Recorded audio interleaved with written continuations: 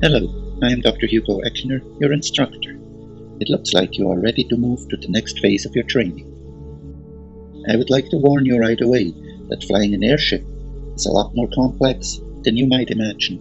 Let us have a bit of theory before we get down to the practical side. An airship is not a balloon, glider, plane, or helicopter. It is more like a huge feather in the wind, battling the elements to reach its destination. The LZ-129 is filled with 2 million cubic meters of gas to help it carry its own weight of 118 tons and the load of 50 passengers, cargo and crew for a 72-hour flight. Let me come back briefly to the fact that we use hydrogen to fill our lighter-than-air ship.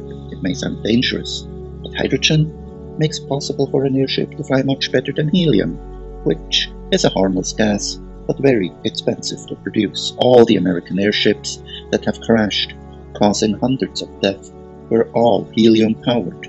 So, is helium safer? Hydrogen, 90% pure, is not flammable. In the event of a leak, it rises quickly and disappears into the atmosphere. All future fuel cell and rocket engines will also be hydrogen-powered, according to the scientists. So, we will fill the airship shells with several gas cells. If the total volume is lighter than the local air pressure, the airship will rise. If it is heavier, the airship will descend. However, as air pressure changes according to location, meteorological conditions, altitude, and humidity, the airship must constantly change its weight and balance to maintain control. The weight difference is indicated at the top left of the practice panel, available in easy mode only. Pressure can be read on the gondola's barometer. Inclination and vertical speed can be read on the elevator man instruments. To sum up, you are lighter than air on the ground, so you will climb to a height at which you are neither heavier nor lighter, which makes the airship maintain that altitude. But if you use your engines to climb higher, you will be able to climb more than your weight allows you to do. And as soon as you stop your engines, you will drop back down to your equilibrium limit. You can also lighten up by releasing the large quantities of water contained in the ballast tanks, or even by releasing oil.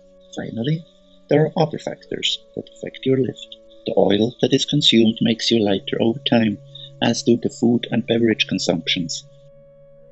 Gas cells always lose a little hydrogen by propensity. Rain settling on the airship shell causes an overweight of over 500 kilograms. In addition, passengers' breathing causes 1,000 kilograms of excess weight after a few hours. Hydrogen gas rapidly takes up more space with altitude. If the cell exceeds 100% capacity, it could explode or tear.